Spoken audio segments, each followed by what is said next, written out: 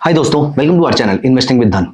दोस्तों, इन्वेस्टमेंट की सबसे बड़ी प्रॉब्लम, स्पेशली जितने लोग मार्केट में नए आते हैं उनके साथ सबसे बड़ी प्रॉब्लम यह है कि उन्हें यह नहीं समझ में आता है कि कहीं मैं ऐसी कंपनी तो होल्ड नहीं कर रहा जो आगे जाके बैंकरप्टी हो सकती है। देखिए, 10%, 15%, 20% का लॉस कोई भी इंसान बियर कर लेता है। उनको लगता है कि ये शॉर्ट टर्म लॉस है और मार्केट यहां से रिकवर कर जाएगी, और बहुत बार 10 में से 9 टाइम्स मार्केट यहां से रिकवर कर भी जाती है। रादर कोविड पीरियड में हमने नोटिस किया कि ज्यादातर companies, more than 70 to 80% companies अपने हाई से अप्रोक्सीमेटली 60, 70, 80% तक डाउन थी।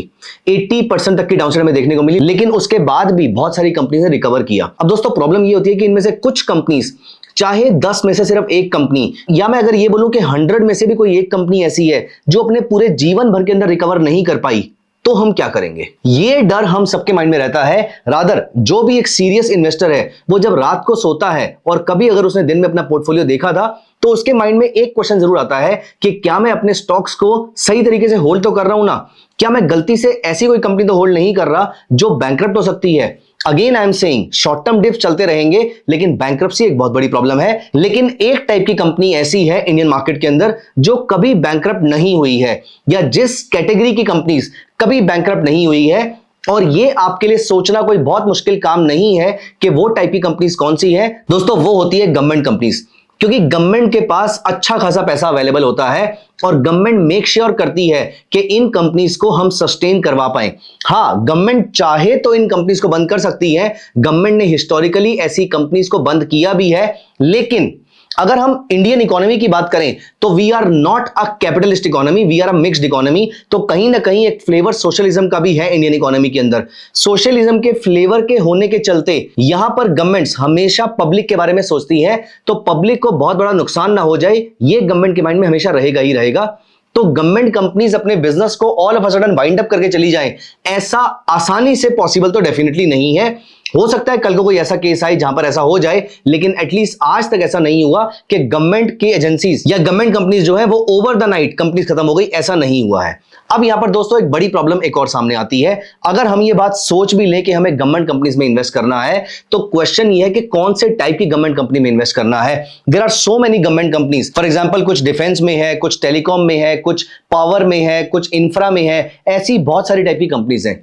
अब अगर मुझे कंपनी का एनालिसिस करना आता ही है, तो फिर मैं गवर्नमेंट कंपनी का क्यों करूं? मैं प्राइवेट कंपनी का भी कर ही सकता हूं। लेकिन दोस्तों, हम में से बहुत सारे लोगों को ये एनालिसिस करना नहीं आता है, और क्योंकि हमें ये एनालिसिस करना नहीं आता है, इसीलिए we have to make sure कि हम सेफली ऐसी कंपनीज को होल्ड करते रहें। And at the same time government companies का एक बहुत बड़ा बेनिफिट और भी है कि दीज कंपनीज, क्योंकि गवर्नमेंट को इटसेल्फ डिविडेंड चाहिए होता है, तो these companies keep on giving dividend frequently. तो अगर आपको डिविडेंड यहां पर फ्रीक्वेंटली मिलता रहेगा, कैपिटल एप्रिसिएशन भी यहां पर डिसेंट सी मिल जाएगी, तो आप अच्छा खासा रिटर्न यहां से अर्न कर सकते हैं। अगर ये आपको 4% का डिविडेंड प्रोवाइड कर दे, और अगर मैं कह रहा हूं ये निफ्टी जितना भी सीएजीआर ना प्रोवाइड करे, ग्रोथ ना प्रोवाइड करे, सिर्फ 6 से 7 से 8% के आसपास का सीएजीआर प्रोवाइड कर दे, तब भी आप प्राइवेट कंपनी जितना रिटर्न यहां से अर्न कर सकते हैं, जबकि इनमें सेफ्टी बहुत ज्यादा है।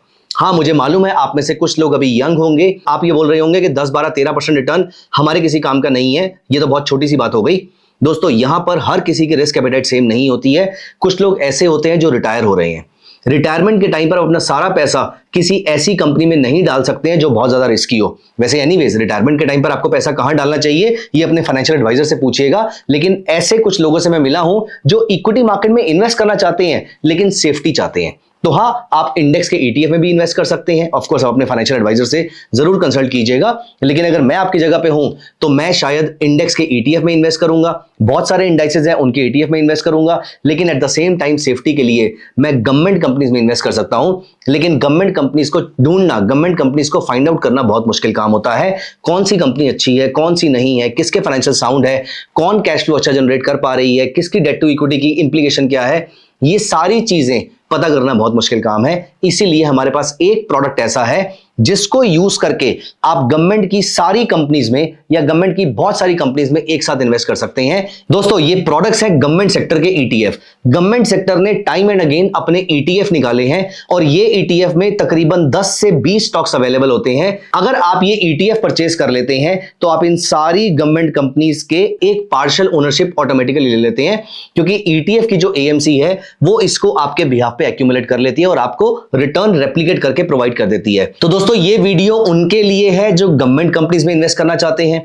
ये वीडियोस उनके लिए है जो सेफ्टी के साथ अच्छा रिटर्न जनरेट करना चाहते हैं, ये वीडियो उनके लिए है जो बिना ज्यादा एफर्ट किए अच्छे स्टॉक्स को या अच्छी कंपनीज को डायरेक्टली या इनडायरेक्टली अपने पोर्टफोलियो का पार्ट बनाना चाहते हैं, ये वीडियो उनके लिए भी है जिनको डिविडेंड से बहुत प्यार है, और ये वीडियो उनके लिए भी है जो सेफ्टी के साथ अच्छा रिटर्न जनरेट करना चाहते हैं, जो ज्यादा टाइम स्पेंड किए बिना अच्छा रिटर्न जनरेट करना चाहते हैं, जो ज्यादा स्टडी नहीं जानते हैं, फंडामेंटल एनालिसिस नहीं जानते हैं, लेकिन उसके बावजूद अच्छा रिटर्न जनरेट करना चाहते हैं लॉन्ग टर्म के अंदर। ये वीडियो उन सभी लोगों के लिए है। तो दोस्तों क्या है वो प्रोडक्ट जो आप यहां पर यूज कर सकते हैं, मैं यहां पर आपको लेके चलूंगा धन के वेब प्लेटफॉर्म पे, विच इज web.dhan.co।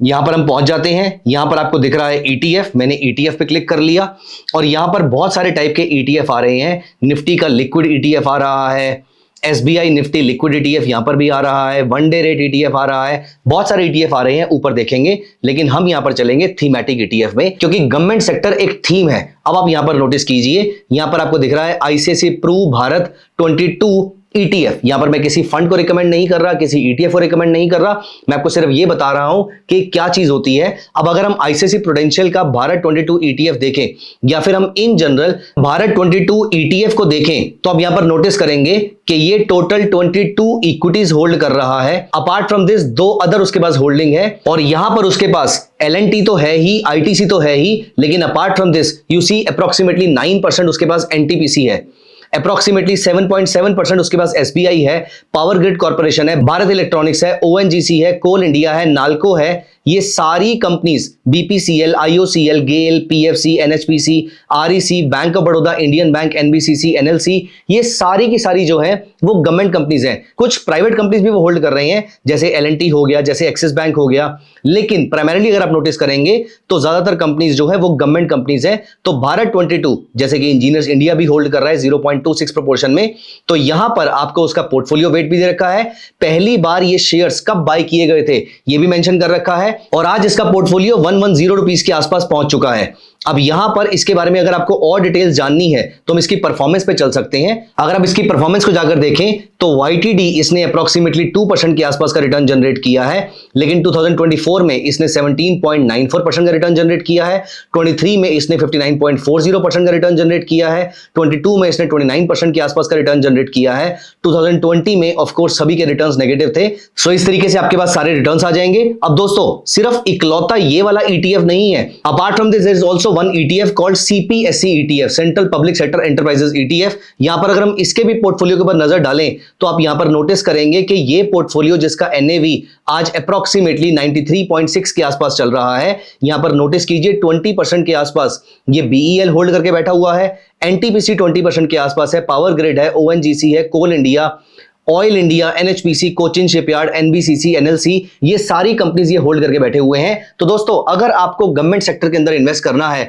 तो आपको गवर्नमेंट सेक्टर के सारे स्टॉक्स को ट्रैक करने की जरूरत नहीं है, आप सिंपली इन ETFs को एक्यूमुलेट कर सकते हैं। रादर मैं आपको इसके चार्ट पर लेकर चलूंगा। यहां पर अगर हम चलें और हम यहां पर CPSE Nippon India CPSE ETF के ऊपर नजर डालें और हम इसका डेली चार्ट अप्लाई कर लें, यहां पर आप नोटिस करेंगे कि मैंने 200 पीरियड मूविंग एवरेज अप्लाई कर ली है, और आप देखिए कि ऑलमोस्ट हर बार अगर हम 2020 के पीरियड को छोड़ दें तो 2020 के बाद से 2024 तक कितनी बार इसने 200 पीरियड मूविंग एवरेज पे ही सपोर्ट लिया है।